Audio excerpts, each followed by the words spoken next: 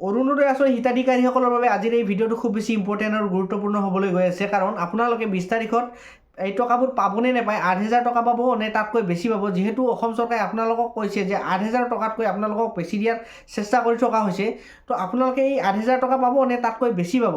তাৰপিছত আপোনালোকে কোনসকল মহিলাই এই টকাখিনি নাপাব, তাৰ পৰা লিষ্টৰ পৰা কোন কোন মহিলাৰ নামবোৰ কৰ্তন কৰা হ'ব, কি ভুল আপোনালোকে কৰিব নালাগে আৰু একেদিনত আপোনালোকে কি কাম কৰিব লাগিব, তাৰ বিষয়ে আজিৰ ভিডিঅ'ত মই আপোনালোকক ক'ম। আৰু এটা ভাল খবৰ আছে, যিহেতু আপোনালোকৰ ৰেচন কাৰ্ড আছে কিছুমান মহিলাৰ, তেওঁলোকৰ যদি অৰুণোদয় আঁচনিত নাম নাই, ঠিক আছে, যিসকল মহিলাৰ ৰেচন কাৰ্ড আছে কিন্তু তেওঁলোকে এতিয়াও অৰুণোদয় আঁচনি পোৱা নাই, তেওঁলোকে কেনেদৰে পাব, কোন মাহত নতুনকৈ এই আবেদন প্ৰক্ৰিয়া আৰম্ভ হ'ব আৰু আপোনালোকে কি নথিপত্ৰ আপোনালোকে যোগাৰ কৰিব লাগিব, সেই বিষয়ে আজিৰ ভিডিঅ'ত মই আপোনালোকক ক'ম। গতিকে মোৰ ভিডিঅ'টো আপুনি শেষলৈকে চাই থাকক, স্কিপ নকৰাকৈ চাব। যদি আপুনি স্কিপ কৰে তেনেহ'লে কিছুমান কথা আপোনালোকে বুজি নাপাব, তাৰ ফলত হেৰাব লাগিব আপোনালোকে 8,000তকৈ বেছি টকা। তো মোৰ ভিডিঅ'টো আপোনালোকে স্কিপ নকৰাকৈ চাব। যদি মোৰ ভিডিঅ'টো ভাল লাগে তেনেহ'লে মোৰ ভিডিঅ'টো আপুনি লাইক কৰি দিব, আৰু যদি মোৰ চেনেলটোলৈ প্ৰথমবাৰৰ কাৰণে আহিছে আপুনি, তেনেহ'লে মোৰ চেনেলটো আপুনি ছাবস্ক্ৰাইব কৰিবলৈ নাপাহৰিব, কাৰণ এনেকুৱা ধৰণৰ ইম্পৰ্টেণ্ট আৰু ইনফৰ্মেটিভ ভিডিঅ' মই আপোনালোকৰ কাৰণে সদায় লৈ আহোঁ। ঠিক আছে, আপোনালোকে যদি এতিয়াও মোৰ চেনেলটো ছাবস্ক্ৰাইব কৰা নাই তেনেহ'লে মোৰ চেনেলটো আপুনি ছাবস্ক্ৰাইব এতিয়াই কৰি লওক, কাৰণ আহিবলগীয়া যিসকল মহিলাৰ ৰেচন কাৰ্ড নাই তেওঁলোকক কেনেদৰে এই আবেদনসমূহ কৰিব লাগে, অনলাইন হ'ব নে অফলাইন হ'ব, আৰু কি নথিপত্ৰ লাগিব, সকলো ধৰণৰ আপডেট মই আপোনালোকক বেলেগতকৈ এদিন হ'লেও আগত কওঁ। গতিকে মোৰ চেনেলটো আপোনালোকে এতিয়াই ছাবস্ক্ৰাইব কৰি থওক। গতিকে এতিয়া ভিডিঅ'টো দেৰি নকৰি আৰম্ভ কৰোঁ। প্ৰথমতে মই আপোনালোকক কওঁ, যদি আপোনালোকে ফেব্ৰুৱাৰী মাহত এই টকাবিলাক পাব খোজে তেনেহ'লে কি চৰকাৰে এতিয়া আপোনালোকক নিয়ম নীতি কিছুমান বান্ধি দিছে, সেই নিয়ম নীতিখিনিয়ে মই আপোনালোকক এতিয়া ক'বলৈ ওলাইছোঁ। প্ৰথমতে আপুনি যদি আপোনাৰ একাউণ্টত DBT লিংক নাই তেনেহ'লে আপুনি আপোনাৰ একাউণ্টত আজিয়েই DBT লিংক কৰিব লাগিব।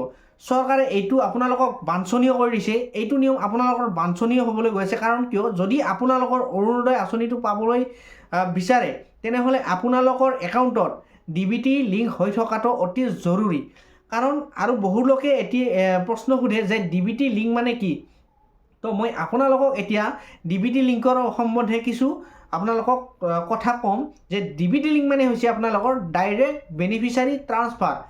আজিকালি আপোনালোকক চৰকাৰে ডাইৰেক্ট বেংকত টকাবোৰ নিদিয়ে, আপোনালোকৰ নিজা ইণ্ডিভিজুৱেলি মানে নিজৰ আধাৰ কাৰ্ডবিলাকত ডাইৰেক্ট চৰকাৰে আপোনালোকক আধাৰ কাৰ্ডৰ টকাবোৰ সোমোৱাই দিয়ে। তাৰপিছত আধাৰ কাৰ্ডৰ পৰা আপোনালোকৰ একাউণ্টত ট্ৰান্সফাৰ হয়, সেইটোৱে হৈছে DBT লিংক। আপুনি এইটো আপোনাৰ একাউণ্টত DBT লিংক আছেনে নাই কেনেকৈ জানিব, এইটো আপুনি মোবাইলতে চেক কৰিব পাৰে বা আপুনি বেংকত গৈও চেক কৰিব পাৰে। যদি আপুনি আপোনাৰ মোবাইলত চেক কৰিব খোজে এইটো কেনেকৈ চেক কৰিব লাগে সেইটো মোৰ ভিডিঅ'ত দিয়া আছে। আৰু যদি আপোনালোকে নাজানে কেনেদৰে এইটো চেক কৰিব লাগে তেনেহ'লে আপোনাৰ যিটো বেংকত একাউণ্ট আছে সেই বেংকত গৈ কেনে আপুনি চেক কৰিব পাৰে।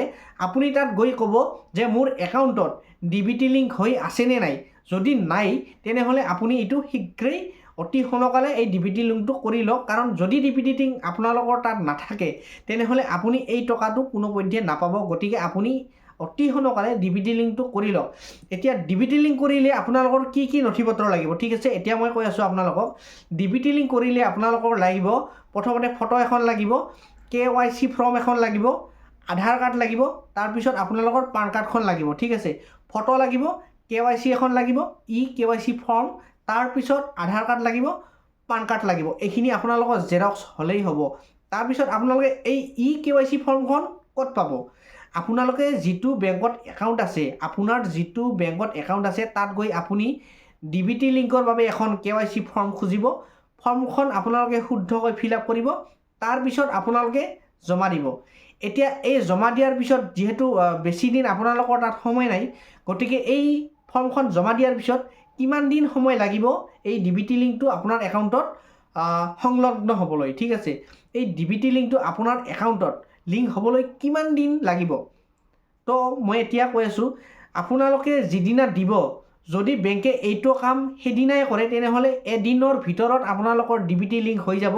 যদি বেংকে সেইদিনাখন নকৰে, দুদিনমান পিছত কৰে, তেনেহ'লে যিদিনাই কৰিব সিদিনাই আপোনালোকৰ DBT লিংকটো হৈ যাব। গতিকে আপোনালোকক মই ৰিকুৱেষ্ট কৰিম যাতে আপুনি এই ফৰ্মখন দিয়াৰ পিছত EKYC ফৰ্মখন আপুনি বেংকত জমা দিয়াৰ পিছত আপুনি যিজন ব্যক্তিৰ হাতত দিব তেওঁক আপুনি ক'ব যে দাদা মোৰ এই কামটো আজিয়ে কৰি দিব, খুব ইমাৰ্জেঞ্চি হয়, নহ'লে মই অৰুণোদয় টকাখিনি নাপাম।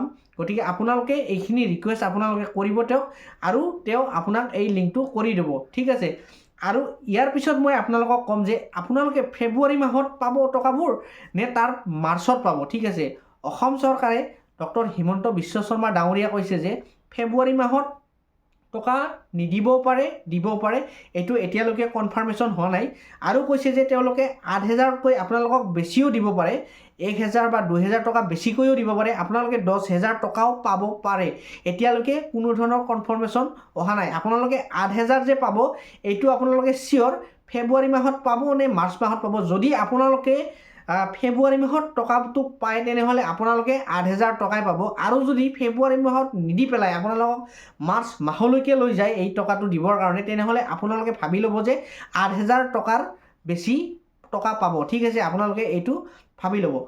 আৰু মই এতিয়ালৈ কৈ আছোঁ, যিসকল মহিলাৰ ৰেচন কাৰ্ড আছে কিন্তু তেওঁলোকে অৰুণোদয় আঁচনি এতিয়ালৈকে পোৱা নাই, সেইসকল মহিলাই কেতিয়া নতুনকৈ আবেদন প্ৰক্ৰিয়া আৰম্ভ হ'ব সেইটো মই কৈ আছোঁ। তাৰ আগত আপুনি কি নথি পত্ৰ আপুনি যোগাৰ কৰিব লাগিব সেইটো এতিয়া কৈছোঁ। আপুনি যেতিয়া অৰুণোদয় আঁচনিৰ বাবে নতুনকৈ আবেদন কৰিব, আপোনালোকক কিছুমান নথি পত্ৰ লাগিব বা আপোনাক কিছুমান নথি পত্ৰ লাগিব।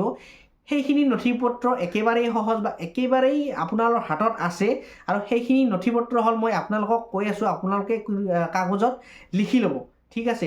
প্ৰথমতে আপোনাক লাগিব এখন ফটো, তাৰপিছত লাগিব ৰেচন কাৰ্ড, তাৰপিছত আপোনালোকৰ বেংক একাউণ্ট, তাৰপিছত লাগিব পান কাৰ্ড, ভোটাৰ ID আৰু ইনকাম চাৰ্টিফিকেট, ঠিক আছে।